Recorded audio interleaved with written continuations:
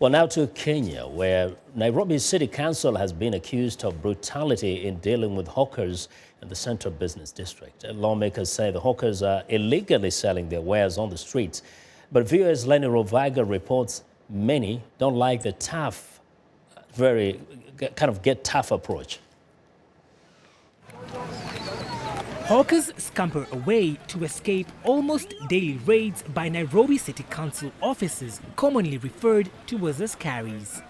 Kenya's capital is home to approximately 3,000 street vendors, many of them without legal permits. Business permits in Nairobi varying in costs from $100 to $1,000, too expensive for the small street vendor. As an alternative, the City Council has designated spots where hawkers can sell their goods for a daily fee of about $1. Here, at this alternative market, there are more vendors than space, and the congestion forces many to sell illegally on the streets. Paul Njoroge has been a street vendor for 5 years and says it's the only way he can make a living and support his family.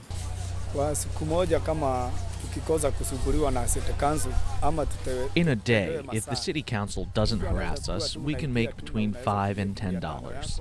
That is enough money, and we don't need to rely on government handouts. For the young hawkers, this is better than turning to crime. We are only trying to make an honest living.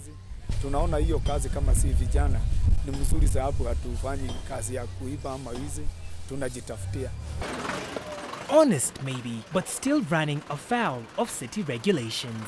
Askari raids have turned more aggressive over the last few years. Muhian Duati, an official from the Nairobi Central Business District Hawkers Association, or NCBDHA, says the raid tactics are unnecessarily violent.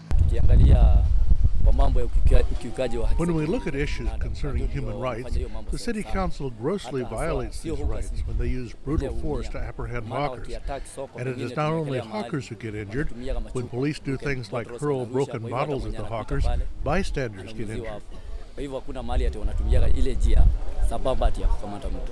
Despite repeated efforts to reach out to the Nairobi City Council, the council would not give an official comment on the allegations. Established 4 years ago, the Kenya National Commission of Human Rights, or KNCHR, has now gotten involved in the issue. Kagwiri Mbogori, the KNCHR chairperson, spoke to VOA. Some of the approaches of the city inspectorate towards the hawkers, I think it has surpassed what is allowable within the legal framework. It is, I would say, irregular amounts of violence to the extent of killing, maiming, or otherwise injuring hawkers. The KNCHR has registered more than 20 complaints from hawkers in the last year alone and has filed 3 cases with the court for excessive violence. The United Nations Development Programme, UNDP, estimates Kenya's unemployment rate at 40%, with those in informal sector at 70%. Hawking makes up approximately 5% of jobs in Kenya. Lenny Ruvaga for VOA News, Nairobi.